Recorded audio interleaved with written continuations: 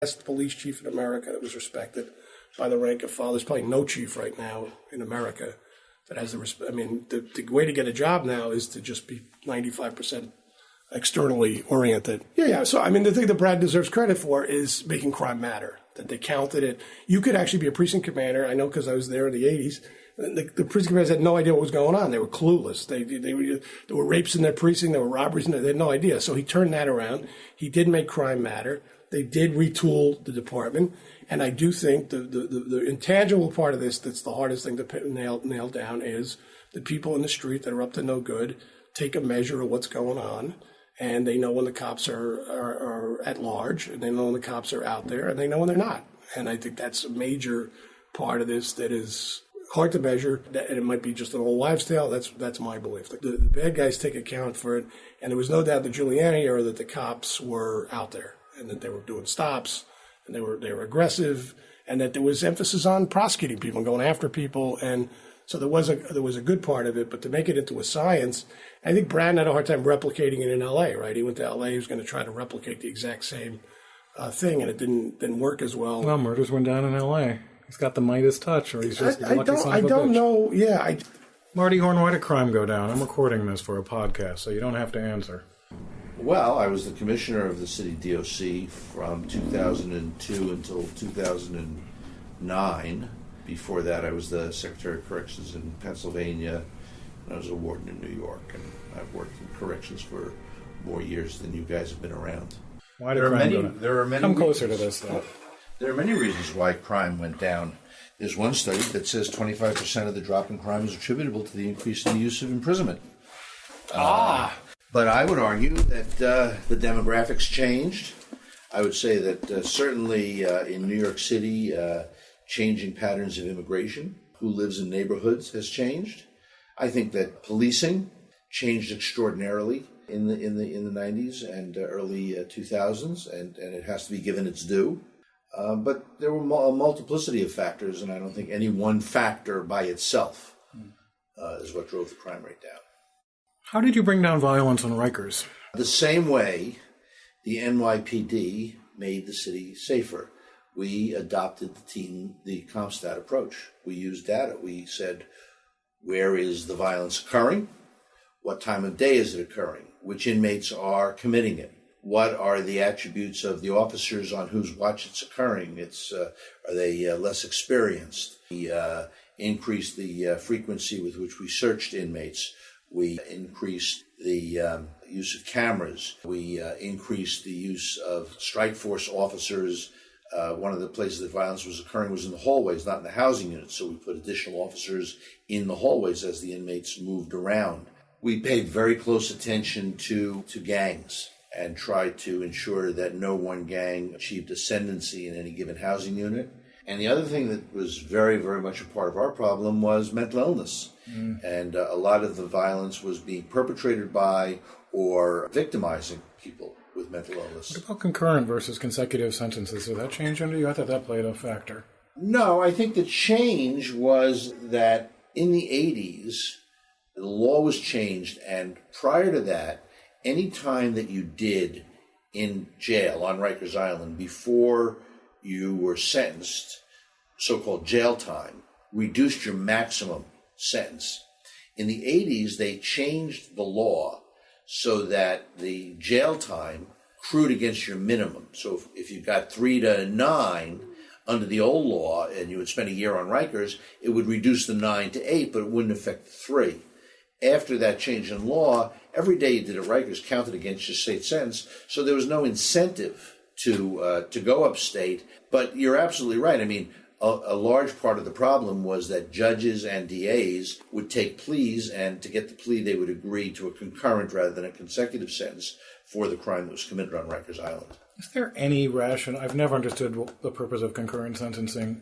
Does it ever serve a good purpose? Yeah, I mean, there are some situations, I think you'd have to agree, where mitigation or leniency or mercy are called for.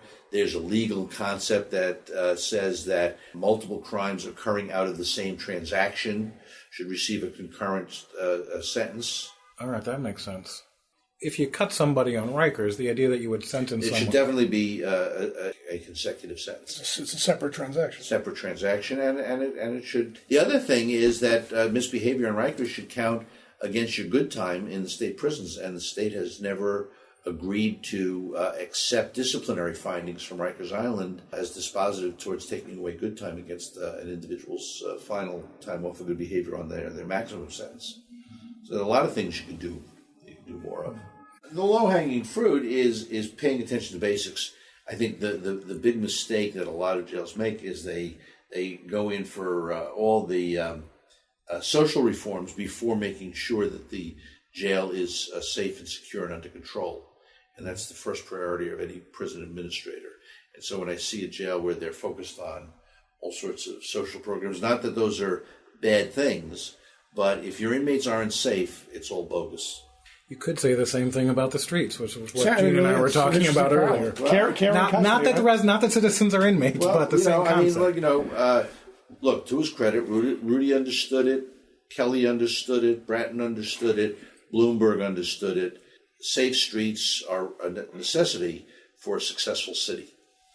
And you can't have a successful How did New city. York City, and a lot of people don't know this, I mean, we know this, but New York City, and therefore stayed decarcerated when the rest of the country was adding its second million to prison and jail. During the same time crime was going down in New York, I want to point out. But what did New York do to... I don't subscribe to the notion that New York actually did anything. The fact is that crime went down. There were far fewer felony arrests, and felony cases are the ones that stay in jail the longest. And so as crime came down, most of the people coming into the jails were misdemeanors, and they weren't staying very long. And that's why the jail population went down, not because... I mean, the city does have a robust diversion system and alternatives to incarceration, but I don't think it was any more robust in the period 2000 to 2010 than it was in 1990 to 2000. It hadn't grown that much. Okay. Could I just jump in and just say one of the things that I really admire about Marty, and one of the things that when you hear him talking, we need to recognize the people that we need advice on these issues from credible people that are not ideological, that have done this kind of work, and that is not happening. We're having this takeover of these conversations by advocates that always manage to leave out a lot of the other part of this. And that's where we're getting some criminal justice reforms that I would be concerned about. So like having a commission with people like Marty on it, I'm sure you have the same. I try to find out what's really right and what's true and what's accurate. And I have a very hard time doing it because whether it's the Vera Institute, a lot of people that have good intentions, but you go to all these panels, it's just the same side of the conversation talking to each other, right. And you're leaving out the victims, you're leaving out the needs, and law enforcement. You're leaving out the officers. The officers, and a lot of the chiefs now are political people. A lot of the law enforcement people are just talking politics. They're not giving you their honest assessment. And somebody like Marty, just to hear him say that, you're getting an honest assessment of somebody, without trying to pander, without trying to please people. This is what we need to have more of that. Police chiefs are completely political now, and it's a very worrying trend that you don't get their best advice. And on something like terrorism, you don't. Oh, now the party's complete. Come on in. If it's not Lou Anemone. Thank you. Lou, pull up that chair. Commissioner, how are you? Good to see you. I'm recording this for a podcast. Oh. No, that's good. That's good. We got a meeting of the minds here. The more the merrier. Could you introduce yourself, Lou? Hi, I'm Lou Anemone, former retired. I'm the former chief of department of the NYPD, now retired since July of 1999. These are just the characters that stop by. It's amazing. This is a good day for me. So, Lou, Gene was saying that he thinks broken windows was bullshit, and I tried to set him straight. What is it about broken windows that you don't like? Well, he left out the part where I said that I think the people in the street are up to no good, keep track of what the cops are up to. And there's no doubt when the cops stand down, they're the first people to recognize it. And so that's the other part of it. I just don't like the formula that more is better and that you can do it scientifically, that the more you do, twice as many stops is going to mean half the robberies. Right. That kind of silly kind of formulation. Well, Peter, I have news for you. I happen to agree with that explanation. Well, now he's saying it more rationally that you're here. He's on his No. And I'm not a big fan of Rudy. That's another part of my conversation. So well, I think Rudy didn't right. always find the best way to put things in the black community anyway. You know, that was a piece that was missing. Rudy was the right guy for the city at the time that he was elected mayor, because this city was as close as it's ever been to financial ruin, including the time of the bankruptcy in 1975. We needed someone like him. We needed the change. Organizations need different types of leaders at different points in time. And at critical times, it's even more important and to have that Bloomberg change. when it had Bloomberg. He saw that the city would never get out from under its structural deficit unless it created more taxable property. And so when you look at all the development that's going on in New York City, that's a tribute to his vision. That's all taxable property, and that's the only taxing power the city has. That was his brilliance, was seeing that the future in the city laid with creating taxable. And when people talk about gentrification and even, changing demographics, and often in a bad way, that the city's become too rich, they never talk about the tax rolls matter. It's such an unsexy topic. But it's the like state would never give us control of our taxes. The only tax we control is the property tax. So create more taxable property. That's what Bloomberg did. Someone's got to pay our salaries here. You're damn right. Exactly. How are we going to reduce incarceration 50% at Rikers? We're not. So we're not going to close Rikers? I don't think there's any scenario in which the city totally eliminates its reliance on Rikers. I think first of all, I think the idea of 40-story tall jails. Where are you going to put them? Preposterous. Yeah. Who wants not to 40? mention that the communities don't want them. They didn't want them when I tried to do it, and they certainly don't want it now. I think that what you're going to end up having to do, there are 800 to 1,000 prisoners who are serving a sentence of a year or less, misdemeanor sentences, low-level felonies. Leave them on Rikers Island. The argument for bringing them closer to the community is not the same as it is with pretrial detainees. So right away, leave 1,000 prisoners on Rikers Island. There you go.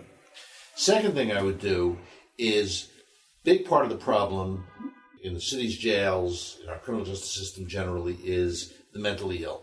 The seriously mentally ill and the low level, the homeless, mentally ill, disoriented people, and they're disrupting people. The cops have no choice but to pick them up. They end up on Rikers. Rikers is entirely the wrong place for them. The mental health community has totally abandoned its responsibility to these individuals. So what I would do is, I even know where I would put it, on the grounds of the old Brooklyn State Hospital, Kingsborough Psychiatric Center. Yeah. There's a big swath of open land there, right? I would have the city, HHC, build a psychiatric facility, a modern, accredited, state-of-the-art psychiatric facility with about 250 secure beds and maybe another 500 non-secure beds, right? To get these low-level mentally ill out and get them treatment. They don't belong in jail. Jail is a place for people who understand rules and can follow rules. These people can do neither. And you have a medical school. And you have a medical school right there, and it was always a psychiatric facility. Yes. So there you've taken 1,000 at Rikers and say 750 there. Now you're down to a much more manageable number. And then the third thing I would do, I believe that the jail should be in the boroughs and they should be adjacent to the courthouses, but I think they can be much smaller. They've over-designed these places. They're building these places based on these notions of these West European and Scandinavian prisons and jails that will never work in America and that are intended for sentenced prisoners. Pretrial detainees in New York City, on average, stay in custody less than 90 days. In the ideal, they stay 45 to 50 days. They don't need the quality of facilities with the footprint that are being proposed. So you can build smaller facilities and then you'd only have to accommodate probably fewer than 3,000 in 4 borough jails. So that's 750 each. And one more thing, Staten Island can carry its fair share. I mean, there are counties all over the country that are smaller than Staten Island that maintain county jails that are smaller than what we would have to. That's not going to get you many votes. Well, I'm not running for office, and I've got a Tier 1 pension. Thank you all. I have to go to class. Sure. I should say this has been Quality Policing. I'm Peter Moskos, and I'm here kind of by surprise with Eugene O'Donnell, Lou Anemone, and Marty Horn. And whoever else comes in next. Where's your Harvard stuff? You don't have it out here, do you? Yeah, it's over there. They're on the other side of the bookshelf. where is it? It's in Latin. You can't read it. That's how snobby we are. That was shitty. That's what you get for a PhD. Yep. It's disgraceful. I'll talk to him. I'll tell him you said so.